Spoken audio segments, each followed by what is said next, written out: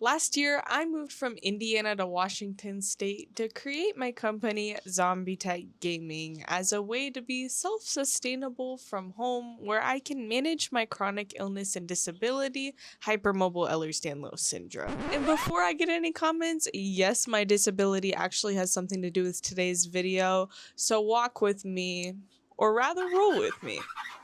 The right to repair is a legal right an owner of a product, of equipment, or device has to maintaining, repairing, and potentially modding the product that they purchased. Which seems very straightforward, yes, and you would think it would be. The right to repair was initially a movement about the restrictions on farming equipment, but quickly disbanded into the automotive industry and my field, tech. Apple is notoriously one of the biggest culprits of this, which I'm reading my script now off of a MacBook.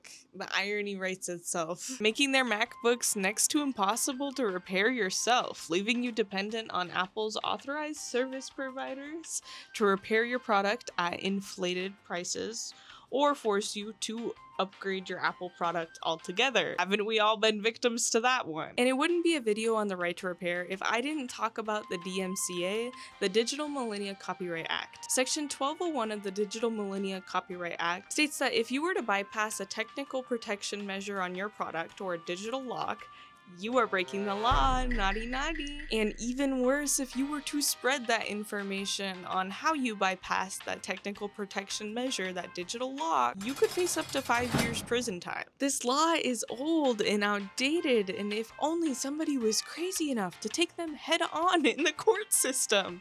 Oh wait, that is until our modern tech age Robin Hood took the stage. Lewis Rossman is not your standard tech YouTuber. He is one of the biggest consumer rights activists we've got. In 2008, when I was just 7 years old, he opened Rossman Repair Group, a computer repair shop that specialized in logic board level MacBook repairs. He went on to start the Repair Preservation Group, a nonprofit organization fighting for the right to repair. I actually have a personal anecdote of the right to repair here locally in Washington State. May of last year, group Disability Rights Washington lobbied and got passed Bill SB 5680, a bill requiring manufacturers to provide wheelchair owners and independent repair shops the tools and information needed necessary to repair said wheelchairs, which is pretty monumental. As a person who uses mobility aids regularly, they really are an extension of our body, and having the ability to repair those parts is monumental, integral, literally quality of life changing. But over the years, as we've gotten further and further into the modern tech age,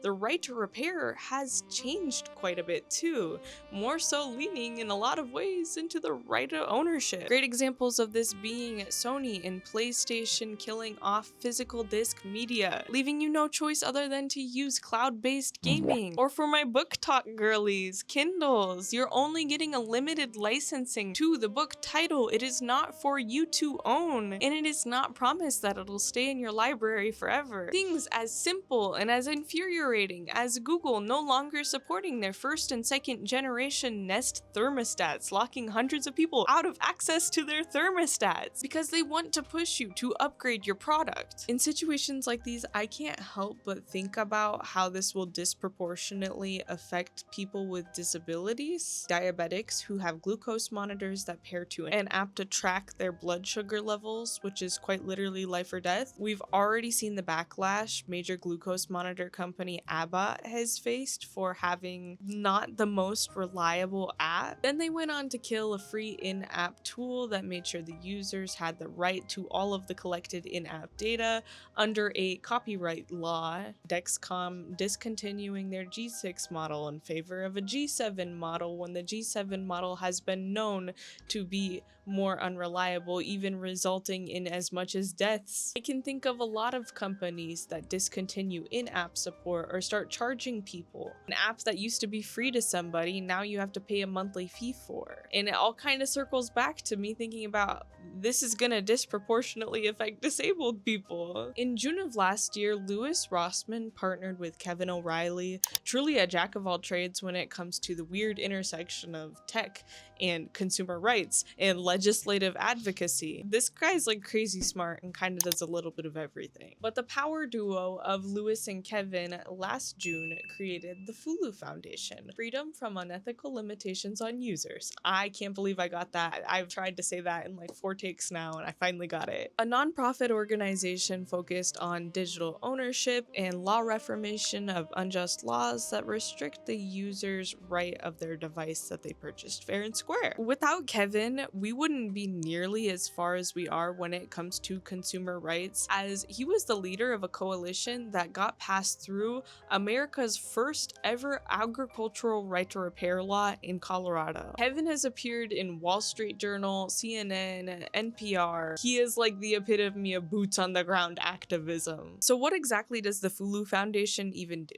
They put bounties on consumer solutions for unjustly unsupported items, unrepairable items, trying to get ownership back to the user. Their slogan being funding transparent, verifiable work that restores digital ownership and user control. Remember the Google Nest Gen 1, Gen 2 that I was talking about earlier? They hosted a $14,000 bounty on a solution to get Google Nest Gen 1 and Gen 2 users back control of their devices. It was recently awarded to Cody K and Team Dinosaur. They created an open source patch and it's helping people who have unsupported Google Nest get control of their thermostats back. That is so cool. Not only are they hosting these super cool bounties, but they're keeping a public record of all of these slimy companies trying to rug pull their customers, spotlighting these items, but it's more or less creating a paper trail and archive of these issues at hand that could potentially be used within the court system when it comes to reforming Section 1201. Of course, it'll be linked down in the description, you could check it out. And not just the right to repair and right to ownership, the Fulu Foundation is also taking on unjust laws against tech users. A great example of this being California's Bill AB 2047, a Trojan horse of a bill under the guise of 3D printed ghost guns, demanding that any 3D printers sold within the state have an AI regulated software program to stop the printing of these ghost gun parts. Could you imagine paying a $50,000 subscription on your legs?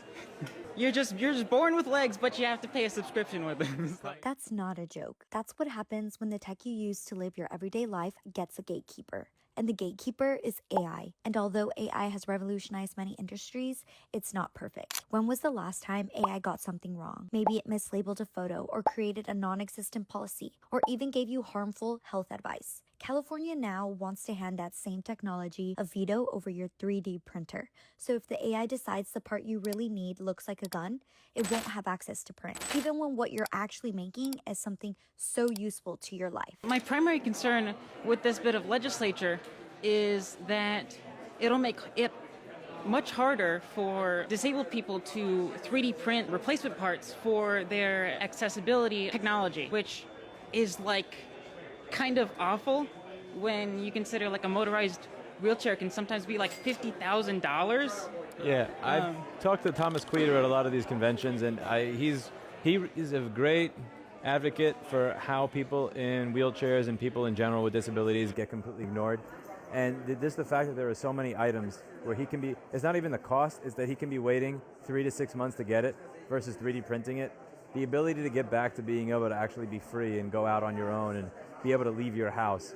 Like, that's something that 3D printing can provide you. And it's not just about being able to make money, it's not just about being able to make random things, it's also about having personal freedom in a world where you're consistently the last of somebody's priorities. Absolutely, especially when you consider mobility aids especially are more of like an extension of disabled people's like bodies. Like that is really the best way to put on it. This legislature, especially since it's AI powered, AI is just not in the state where it can do the things that they want it to. I don't know if it ever will, but definitely right now it's not. Like if I wanted to print a more ergonomic grip for my forearm crutches, an AI wouldn't be able to tell the difference between a forearm crutch grip and a gun stock. That's realistic. Like, that is a cylinder. I mean, what David said last week, like, is this a good or a bad cylinder? My chief concern there is it'll disproportionately affect disabled people who are kind of already being smothered by the system. He's right. Gun parts share shapes with things you use every day. There's no software that can reliably tell them apart, which means it doesn't just fail him, it fails anyone who prints their own parts, repair techs, small shops, and every disabled person who can't wait 6 months for something they can make at home. So not only would this affect the average 3D printer like myself, like is it a cathedral kit or is it a weapon?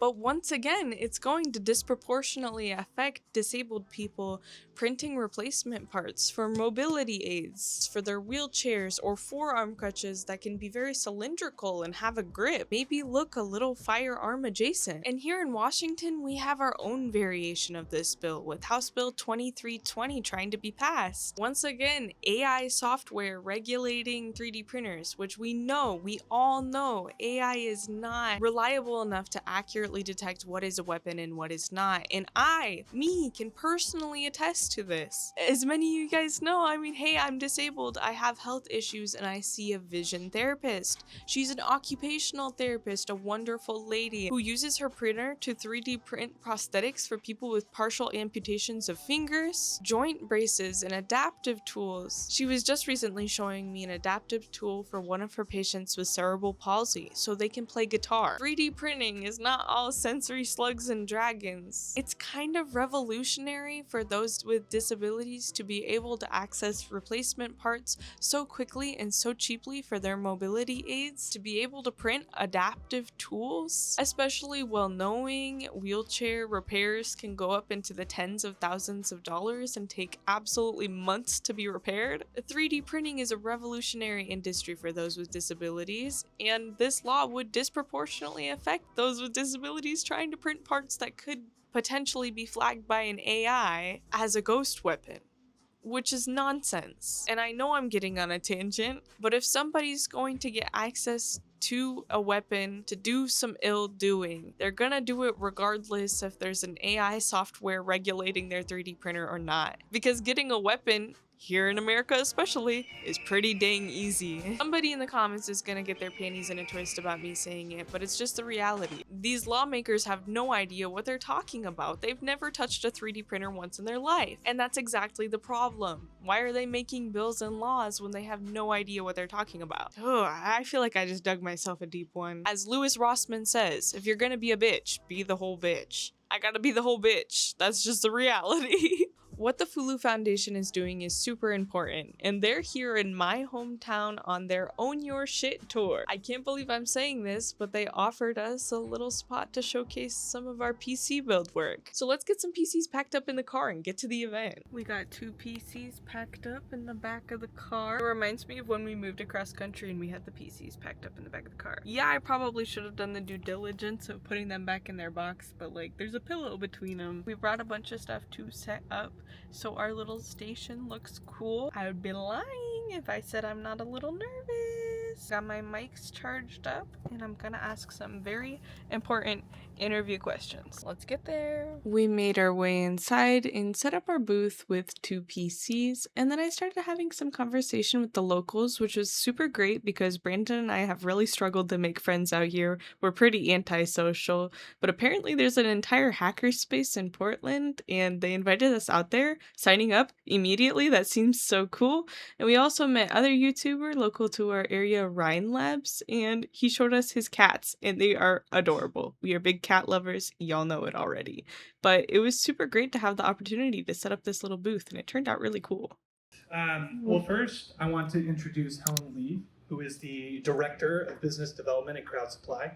Helen, your company, Crowd Supply, right, it's a tech company, but you position yourself as an ethical tech company, and I think rightfully so. So could you tell me a little bit about what Crowd Supply does and what ethical tech means to you? Sure. So Crowd Supply is a crowdfunding and distribution platform for open source hardware. And we're based mainly here in Portland. We run a large event focused on hardware and open source here every year, which just happened, called Teardown. So yeah, we help people make, sell and distribute open source ethical technologies. And what I mean, or what my community means, I should say, when they talk about ethical technologies is generally threefold. They're talking about the rights of the user, and that might be the right to secure, the right to privacy, the right to repair, the right to hack, the right to modify, many different types of rights. But yeah, so the rights of the user, the responsibilities of the manufacturer, and then also people talk about the methods in which the devices themselves are made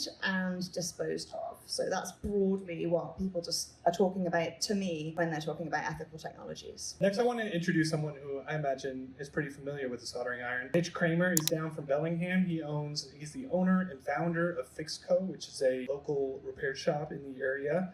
Mitch, could you tell us a little bit about how FixCo came to be and how you came to be involved in the Right to Repair movement? I started FixCo phone and computer repair in Bellingham, Washington in August of 2012. I left a large family business in Minnesota behind and moved 2,000 miles to figure out my own dream, start over at 31 years old, kind of with a backpack and a bike type story. And didn't know what I was going to do. Went back to school for cybersecurity at Whatcom Community College, and then I got the idea to start fixing phones because I've always been a techie since I was a kid. Did a slow build, knew I needed to do a slow build because when I started FixCo, half the phones in the pockets were still flip phone. Couldn't make a living at it. Did a slow build. It was just me for 11 years. I did it intentionally because I learned it from my family business. We cleaned office buildings in Minneapolis. We had 350 employees. I oversaw that, and I left that. But what I learned is 80% of businesses that start fail. The reason that most businesses fail, they move too fast, they get in over their head, boom. So I did a slow build. Intentionally, going to school, part-time jobs, working on FixCo during the day. I didn't have a vehicle for 7 years. I biked around to McDonald's, coffee shops, meeting people in homes. So I hired a crew for the first time in 2023. But back up to 2017, I reached out to our legislator, Jeff Morris. Reached out to him again, and then reached out to him again, and reached out to him again. He agreed to have a meeting with me. I just wanted to pitch him on the Right to Repair. So he met with me for coffee in Bellingham, and we talked for 45 minutes. He just let me talk. I was just a repair guy at the time, right? I didn't, just wanted to let him know, like, hey, Apple's gluing batteries in, and Microsoft's doing this and this and this. I can't fix my stuff. After 45 minutes, he looked at me and said, you did a good job. I'm going to have $1 billion a month. Sure enough, he sent me the bill. It was the first bill in Washington State. So that was October 2017. He sent it to me November 2017. December 2017, Apple got caught slowing down people's phones. Raise your hands to remember that. Okie dokie. I'm from Minnesota, by the way, so we're going to get some accents here when I need to, okay? All right. What they did was illegal, obviously. I forwarded the bill to Gay Gordon Byrne, and she said, hey, can you have him tone down the language with glue? Because I was like, they're gluing this, they're gluing this, they're gluing this. She's like, can you have him tone down the language a little bit? When the news came out about Apple and slowing down people's phones, if I remember right, he called me on a Friday. He said, I'm fast tracking the bill to Monday, because he knew those committee members had iPhones and they were upset. Passed 16-3. It was the first committee to pass Right to Repair in the country. It lit the match in the backyard of Microsoft. Here we are today, and we have a rad shop in Bellingham. I've got a great team. This is how society feels. I see it every day. They are stressed out about technology. They're stressed out about the companies. It's time for a change. We have the power. We're going to bring it back to fairness. Last but not least, I want to introduce Stacy Higginbotham from Consumer Reports. Stacy, you as a journalist started covering the Internet of Things kind of right at its inception. Consumer Reports. We don't just have a magazine that rates cars. We also do policy work to protect your rights as consumers. As far as I know, I think Stacy might know more about IoT than anybody else in the world. So how many IoT devices would you say you've purchased at this point? I have purchased and or tested over 500 IoT devices. Wow. I used to have, if y'all remember, it was the quirky egg minder. It counted how many eggs you had in your refrigerator. Did anyone pay $50 for that? God, y'all are so smart. What is wrong with me? Probably the max I've had is 120 in my house at one time. My family does not like me. I am back down to 30 or 40. After years covering IoT, you talked a little bit about your trauma, right? You had this moment where you're like, okay, I can't in good faith recommend these things anymore. Can you tell us a little bit about how you went from being a journalist covering IoT to an advocate at Consumer Reports fighting for responsible technology? Sure. So I started writing about the Internet of Things in 2011, and I did it because I used to be a semiconductor reporter, a wireless reporter, and a cloud computing reporter, and I also covered databases. And oh my God, IoT sounded like so much more fun. So I was like, yes, let me test fun gadgets. I started doing that. The company that I worked for, it was called GigaOhm. It was a technology blog. If you know it, you probably loved it. We exploded. I went to Fortune. They were not interested in doing super IoT stuff. And so I started my own company. I had a podcast, good for what it was, which was the Internet of Things podcast. I was telling everybody the same thing. I was like, tech could be so amazing, and it really can. But right now, the companies are not listening to us. They're locking down their ecosystems. You're buying into surveillance capitalism. And I was telling the companies that were doing this, and they would talk to me, and they'd be like, Stacy, what should we do? The Matter standard is like partly because of me. Except it's taken way far longer. The problem is I couldn't in good conscience tell my consumer audience that they should keep buying this stuff because there was so little thought, so little emphasis on security. The companies that would do it, they would spend crazy amounts of money and then they would like shut down the device because they'd get bought. It was a mess, and I didn't want to tell people who trusted me that they should keep buying that. So I went to Consumer Reports, and now I do policy. I work on the US Cyber Trust Mark, and I'm also open to hearing your ideas on this because I'm deeply passionate that we can make this kind of technology work for us. And honestly, this sounds so goofy, but it can be used to make the world better in a lot of ways. Anybody here have kids? How many of you bought a baby monitor? How much did you spend on your baby monitor? If you had a guess. If you spend $400 for a baby monitor, would you expect it to keep working for more than a year? And you are wrong, because in 2024, this is a $400 baby monitor that has contact-free breathing technology, uses proprietary sensor fusion to track your baby's breathing patterns, and at some point they sent out a notice saying that this is only available with a NICU membership, which is a monthly subscription. It's not only these types of items, even wheelchairs are locked behind paywalls. If you want to be able to catch the bus by going 8 kilometers an hour instead of 5 or 6, you now have to pay more money. This is a person with multiple sclerosis that figured out how to unlock that, and they were able to now catch the bus in peace. Now, there's one company that did this where it just kind of struck a tone with me and got me started with this, what we have going on here with the bounty program, and that's a company called Future Home. Future Home is a company that went bankrupt. They make a lot of devices that you can use in your home, like smart thermostats and stuff for your kitchen, and after they went bankrupt, the people that took over the company sent out a firmware update that would require you to pay $117 a year to be able to use the product the way that you were using it before. When we put out a bounty on this saying that if we are able to make this device work the way it did before, we will give you $5,000, the CEO of the company said that if doing that is illegal hacking. So let's get this straight. If you send out a ransomware update that makes the device stop working unless you pay me money every month for the rest of your life, that's a business model. But if I say, here's how to make this work again with open source software, that's illegal hacking. Now, in Norway, luckily, where this device is made, he's completely full of shit. This is not illegal, it is not against the law in any way, because they have sane IP laws. In the United States, he's correct. This is actually considered illegal hacking because it's something called Section 1201 of the Digital Millennium Copyright Act. It says that if you break a digital law, even for the purposes of repair to get access to a protected work, that is illegal. One of the problems that we've been dealing with over the years is every single time we bring this problem up to legislators, they will say that the problem doesn't actually exist. So the way I see it is if we put a bounty out and hundreds of thousands of people get to use their thermostat again without dealing with the ransomware from the Future Home CEO, that's a great win. A lot of people understand the problem and they understand why they should be invested in a solution. But if somebody doesn't release the solution, it gets even better. Because now I get to walk up to all the people that are used to saying this. Search for a problem that does not exist. Look at this firm. Something that's resonated with me is something that you heard early on here is this is legislation in search of a problem.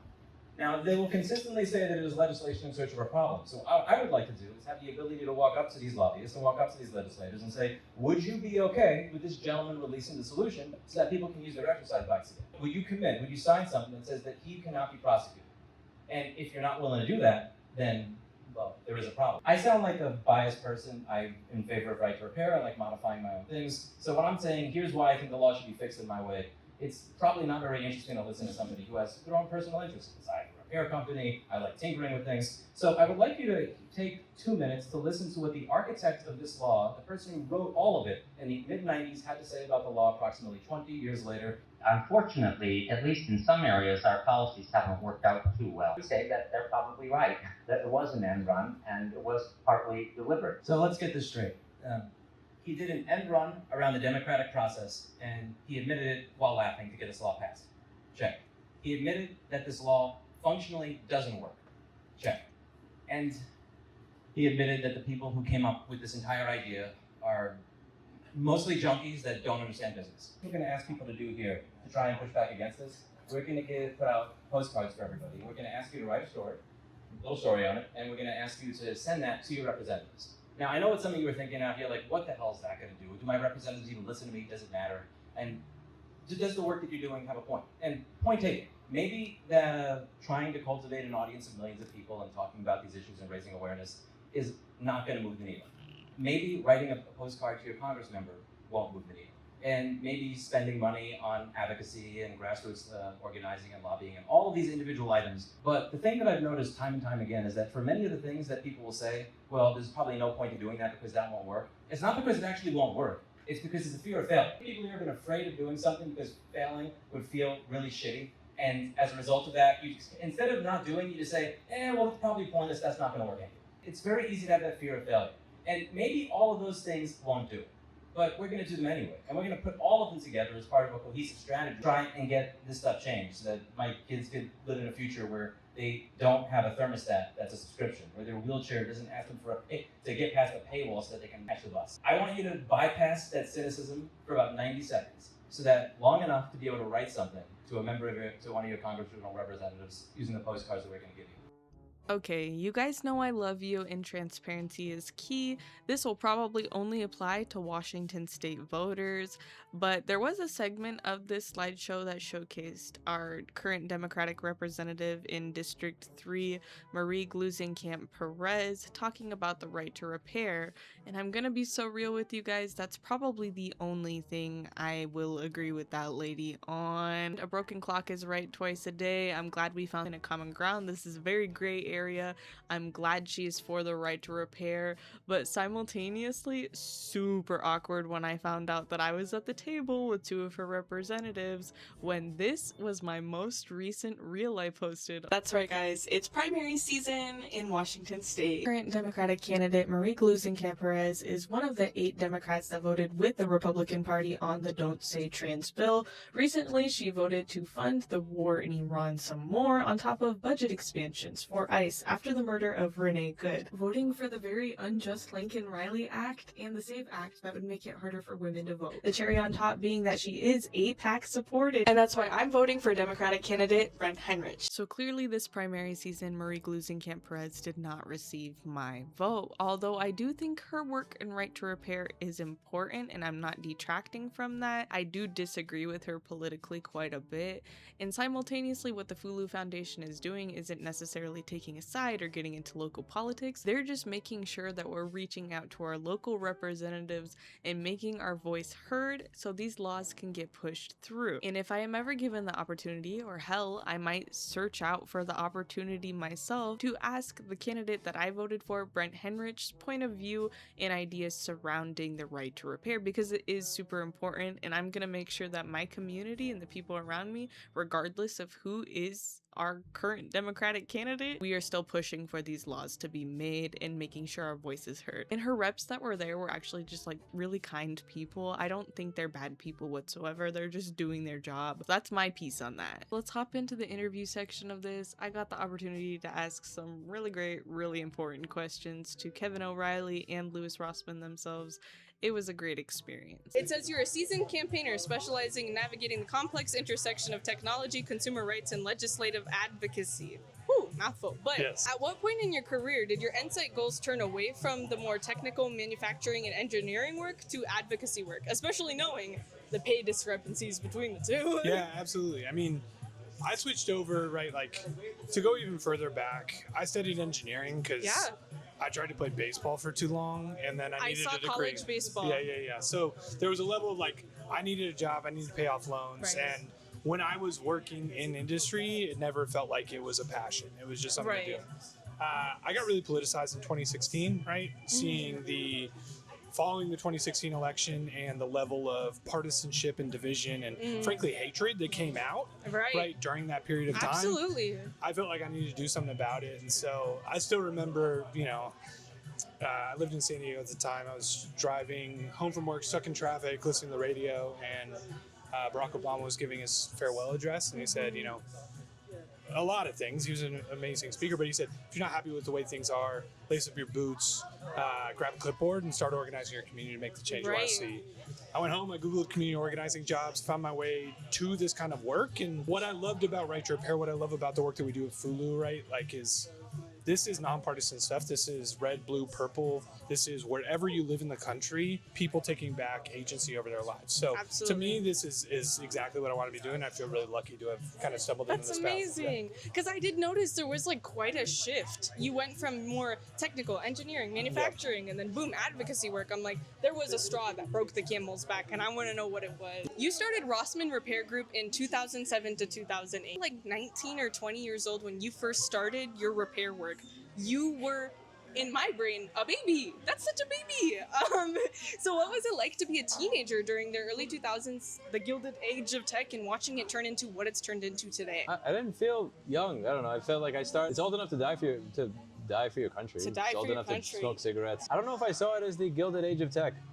Right. I didn't see it as like the best of the worst. I just didn't see things getting shittier over time. Yeah. And it's really only, it's weird because when I started doing this in 2009, it took me until 2014 to actually start asking the question, why do I have to go through this Nicolas Cage Lord of War supply chain and actually buy parts to do anything? Absolutely. I never asked that very basic question of why is it difficult to do this? I initially accepted the premise of assholes that I should have to go through AliExpress and I should have to go on eBay and I should have to like give money to send PayPal to as friends and family to some random Romanian FTP server site to get access to a schematic. I never asked. Like when I was a kid, even when you were 8 or 9 years old, we went out on our bikes. I didn't have a cell phone.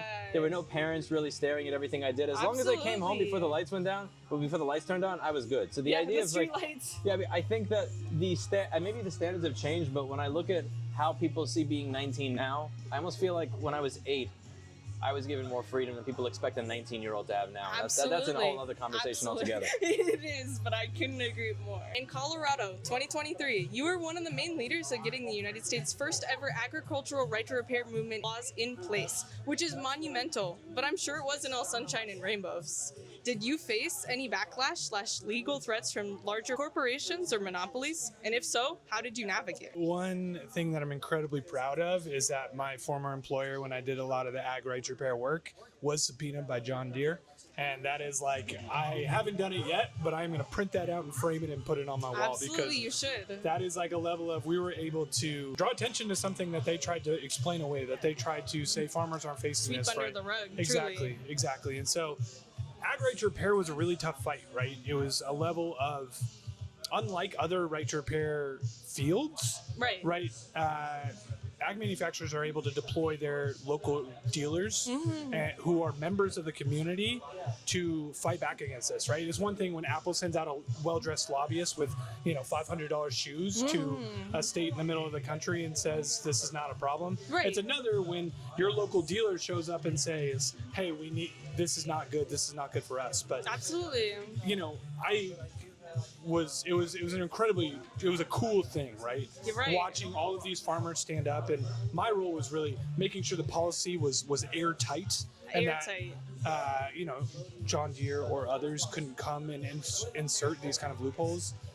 It was an incredible win. It was like, obviously, success has many parents. It was just like, there were so many people who made that happen, but it was, one of the things I'm most proud of doing. Amazing. In my career. I will say there was so much doubt throughout the process, right? Like, as I was doing the research of trying to understand exactly how mechanically John Deere and other manufacturers were locking farmers out, there were many times where I'm like, I'm not sure I'm right? Like the dealers or Deere would give a presentation and there would be these questions, but the fact of the matter was we had the facts, we had the farmers on our side, and that's what ultimately won.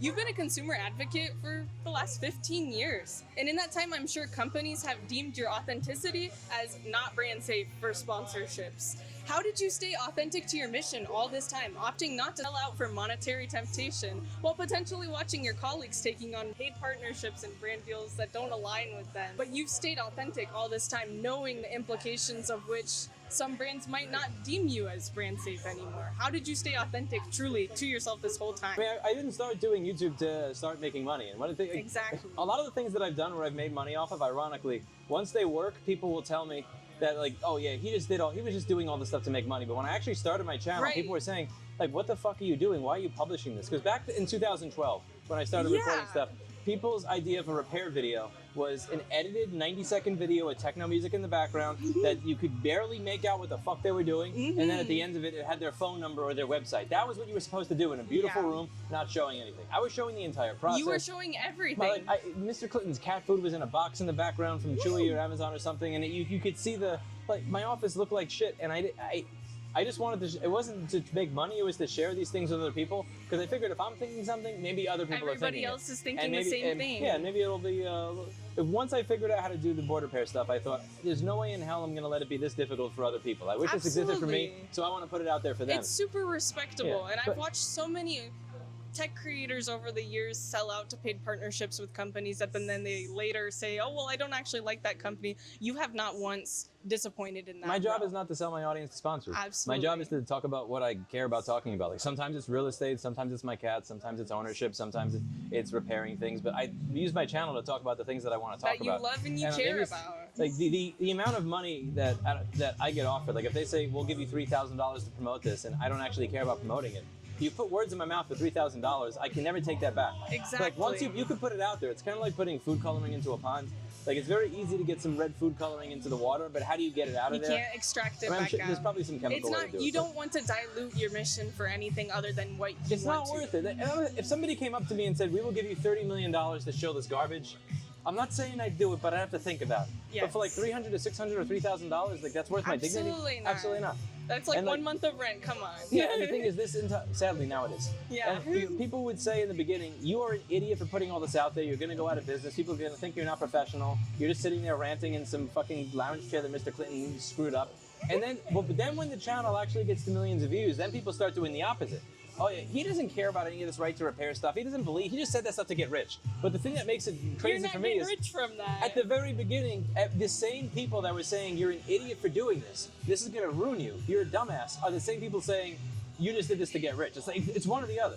Yeah, you can never make them happy regardless of which direction you go. And speaking of Mr. Clinton, I have a very serious question to ask about him. How are you handling his newfound support of the DMCA? What do you think of Section 1201 of the DMCA? What do you think of Bruce Lehman? What do you think of Bruce Lehman? Huh? Oh no.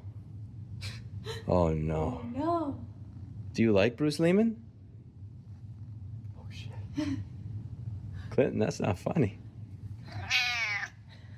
No, it's not. Clinton, do you object to Bruce Lehman? He's a DMCA-loving cat. I put your name on a t-shirt. Say, you're pro-DMCA. Oh what? Oh. He said yes. Oh no. What the fuck, Clinton? Like, that was such a 180. Like, I really didn't I expect that out of him. He has a heart problem, a thyroid problem, and a kidney problem, so I'm attributing it to dementia. I give him a pass on that. He's geriatric. He's flipping side. Now that you're here in the state of Washington, do you plan to acquire scuba gear to go find We Recover Data's location in the middle of the Pacific Ocean? Is there like a plan to get scuba gear? I don't think I could expense that on this trip, but you know what I would really... I don't know if I have enough time for it. Right. Can we you guys stop have a tight by schedule. We Recover Data locations on the way to the next tour stop? It's in the middle of the Pacific Ocean. It's just a stop. You guys just need some flippers, maybe an oxygen I've thought tank. about, while on this tour, I've actually been like mapping it to figure out which We Recover Data locations have not been went to on the Consumer Rights Wiki page for it. And I want to visit them. Not the Pacific Ocean ones. I can't do those ones. Like I said I was going to prove them wrong, and I maybe think that this could have been like a... This is a joke if a lawyer is watching, by the way. I've said that I wanted to visit all of them to prove that they were not real, and that I would do that. I did not think that I would have to go into the ocean to do that. Yeah, no I've submarine. Never gone past There's no 25 Fulu feet down. Foundation submarine. There's Come no on, Fulu guys. Foundation submarine, but I wish there was. You guys don't have the budget for one. Lastly, you have said two things that have stuck with me since I've watched your videos, and it's the first one being, I do not subscribe to the premise of assholes. I love that so much. Get that on a shirt immediately. Yeah. 2, if you're gonna be a bitch, be the whole bitch. I have to. Dominic Nuncio told me that 17 years ago. It's I hope amazing. He's still around. It's amazing. To Dino, thank you very much for coming up with a very inspiring slogan. Yes. Well, that's all we needed from you today. Thank you so much for hosting this event. It's like a dream come true to see you in real life. We've been longtime fans. friends. Awesome. Tell Mr. Clinton and Blackberry and Oreo we love them dearly. Thank you so much. I really Absolutely, appreciate it. And thank you for the really well thought through question. Thank you for having a microphone transmitter that still has a 3.5 millimeter port on it. It's not just phones that are losing it. For my viewers at home that don't really know much about the right to repair but want to get more involved, what would you tell them when it comes to getting involved in your local advocacy work and, you know, taking the steps in the right direction to get the right to ownership and right to repair? Yeah, absolutely. I mean, that's what Fulu, that's part of our mission, right? Is to make sure that people understand what's going on, that they can get up to speed, and that they can know where to take their frustration to drive change. So check us out, fulu.org, subscribe to the newsletter, do all the things, come and find us online, follow Lewis's channel, but like, comment, subscribe, go to the Fulu Foundation, donate, do all the things, talk to your local representatives, write them a damn letter.